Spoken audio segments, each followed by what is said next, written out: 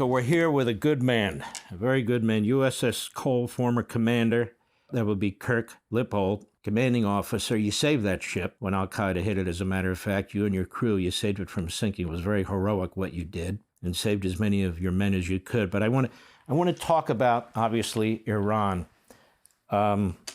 Here's the thing. Here's what I'm thinking. I've asked other experts and men who are experienced like yourself.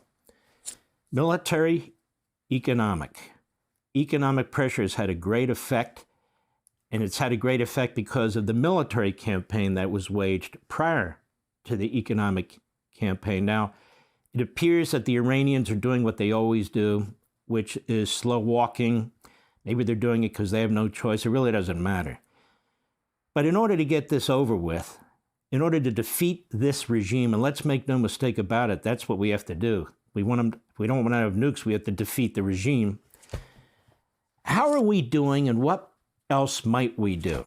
Well, I think, Mark, that's a great question. And thank you for having me on the show, because the blockade right now is the perfect transition after the kinetic operations that the United States and Israel conducted to really eliminate, first and foremost, the ability of Iran to shoot missiles at other countries and then start to degrade command and control. Obviously, we took out the leadership, both of the theocracy and of the IRGC. And while new people have tried to step into that, it is rather disjointed. Command and control was struck. And right now, by transitioning into that blockade, where we have literally cut Iran off from the world, we've grabbed them by the economic throat.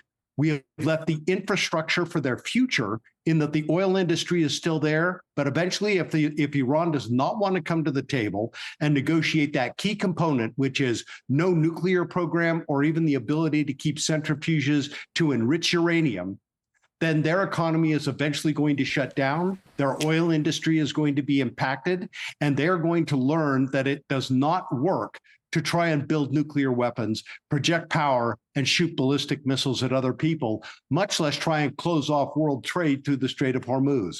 So what the president is doing today with the military is absolutely the right step. And if kinetic operations do occur, the Central Command Commander, Admiral Cooper, briefed the president on all the options that are available. And I think that at a time of his choosing and at places of his choosing, the president and the military will exercise that option if required. I think that's a good point. Let me ask you this. If you're a general, you're the admiral, you're giving advice to the president, isn't the goal victory?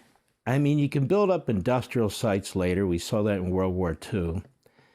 Isn't the goal to do whatever you have to do? I mean, short of something, nuclear weapons and that sort of thing, and mass bombing of civilian centers, but there are other things far short of that can be done, that if you need to do them, you do them in order to eliminate the threat, whether it's nuclear weapons, ballistic missiles, terrorism, and eliminate the regime. My attitude is this. The only reason they have a nuclear program is because of that regime. And the only reason I have the ability to reconstitute it once the President of the United States, Donald Trump, is gone, is because of that regime. Am I wrong about that? Absolutely not, Mark. When you really look at it, we have spent decades in the military with this thing called a proportional response. When you're dealing with a country that is in pursuit of a nuclear weapon, a proportional response is not an option. It must be overwhelmingly crushing the regime and their ability to reconstitute any type of nuclear program or any program whatsoever.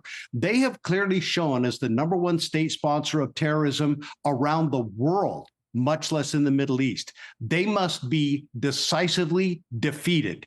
And we should be in a position where we dictate the terms of surrender to them, not the other way around, where they say, well, this is on the table, but not that. This is what we're willing to discuss, but we're going to keep it separate from that. No, these are the items that you have to meet and the criteria that you have to have in place in order for us to have a cessation of hostilities. And until we reach that point, we are going to continue to squeeze you economically, and if necessary, continue strikes against your leadership, the military, and all those sites that allow them to have a normal functioning country. Very well said. Be sure to like and subscribe for all the Fox News latest on YouTube and catch full shows streaming now on Fox One.